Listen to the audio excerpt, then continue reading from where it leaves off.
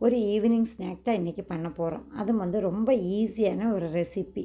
ஒரு கப்பு ரவை மட்டும் இருந்தால் போதும். வெளியில் நல்லா கிறிஸ்பியாக, உள்ளுக்கு நல்லா சாஃப்டான வடையும் பண்ணிக்கலாம். கொஞ்சம் சட்னி வச்சு சாப்பிடும்போது பாத்திரம் காலி ஆகிறதே தெரியாது. இதுக்காக நான் இன்றைக்கி ஒரு கப்பு ரவை தான் எடுத்திருக்கிறேன். அதுக்கு 2 கப்பு தண்ணி, 1 டீஸ்பூன் உப்பு இது சேர்த்து ரொம்ப அப்படியே பெரிய பாயிலாக வரக்கூடாது. கொஞ்சம் இந்த மாதிரி சூடாகும் போது நம்ம எடுத்து வச்சுருந்தா 1 கப்பு ரவை, இது வறுத்ததாக இருந்தாலோ இல்லை பச்சை ரவையாக இருந்தாலும் ப்ராப்ளமே இல்லை. நம்ம இதில் போட்டு குக் பண்ணி எடுக்க போகிறோம். அடுப்பு கொஞ்சம் ஸ்லோவாக வச்சுட்டு நீங்கள் கிண்டி எடுத்துக்குங்க. இந்த மாதிரி நல்லா கட்டியாக வரணும். ரொம்ப நேரம் நம்ம இந்த பாத்திரத்தில் விட்டுட்டிங்கன்னா ரொம்ப ட்ரையாக போயிடும். வெந்து உடனே இன்னொரு பிளேட்டில் மாற்றும் போது கொஞ்சம் எண்ணெயும் தடவிட்டு அதிலே சேர்த்துக்குங்க.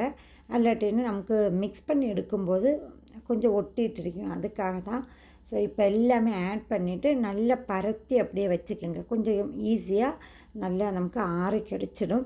இந்த டைமில் இதுக்காக ஒரு சட்னியும் கூட பண்ண போகிறோம். ஒரு தேங்காய் மிக்ஸி ஜாரில் ஆட் பண்ணி 3 பச்சை மிளகு, கொஞ்சம் கருவேப்பிலை, 3 சின்ன வெங்காயம், உப்பு தேவையான அளவுக்கு உள்ளது, தண்ணி எல்லாம் சேர்த்து நல்லா அரைச்சி எடுத்துக்கலாம். இது திக்காகவும் செய்யலாம், கொஞ்சம் லூஸாகவும் நம்ம பண்ணிக்கலாம். தாளிப்புக்கு வந்து கடுகு, கறிவேப்பிலை, காஞ்ச மிளகு இது வந்து நம்ம தாளித்து அந்த சட்னிலையும் சேர்த்துக்கலாம். இல்லாட்டினா நம்ம தாளித்ததுக்கப்புறம் அடுப்பு ஆஃப் பண்ணிட்டு லைட்டாக அது சூடாக்கிடுங்க.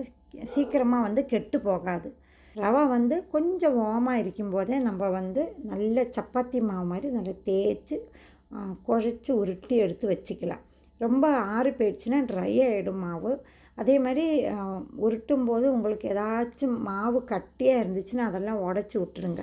இது நம்ம நல்லா உருட்டினதுக்கப்புறம் 2 கையிலையும் வச்சு இந்த மாதிரி டைட்டாக எடுத்துகிட்டு கொஞ்சம் மேலே ப்ரெஸ் பண்ணி ஒரு ஹோல் போட்டு நல்லா அதிரசம் செய்யலாம், அந்த மாதிரி ஆக்கிடுங்க.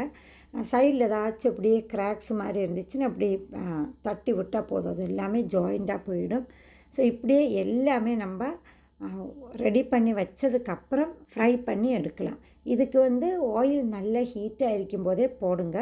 ஏன்னா மாவு வந்து ஆல்ரெடி வெந்தது தான். வெளியில் உள்ள கலரெல்லாம் கொஞ்சம் சேஞ்ச் ஆகி ப்ரௌனாக வரனால அந்த டைமில் நம்ம எடுத்துடலாம். கொஞ்சம் நேரம் பிடிக்கும். நீங்கள் இப்படியே சுற்றி விட்டு கிண்டிக்கிட்டே இருங்க. இந்த மாதிரி ஃப்ரை ஆகிடும். ஈஸியான ஒரு ரெசிபி. இதே வந்து உங்களுக்கு வெங்காயம் எல்லாம் வேணும்னா முதல்ல நம்ம தண்ணி பாயில் பண்ணுவோம்ல, அதிலே வந்து வெங்காயம், பச்சை மிளகு, கறிவேப்பிலை எல்லாமே சேர்த்துக்குங்க. ஏன்னா நம்ம சட்னி தொட்டு சாப்பிடும்போது ப்ளெயினாக இருந்தால் தான் ரொம்ப டேஸ்ட்டாக இருக்குது. இது வெளியில் நல்லா கிறிஸ்பியாக, உள்ளுக்கு நல்லா சாஃப்டாக இருக்கும். கண்டிப்பாக இந்த ரெசிபி பார்த்ததுக்கப்புறம் நீங்களும் இந்த மாதிரி ஈஸியான ஒரு ஈவினிங் ஸ்நாக்ஸ் செஞ்சு பாருங்கள். எல்லாருக்குமே கண்டிப்பாக பிடிக்கும்.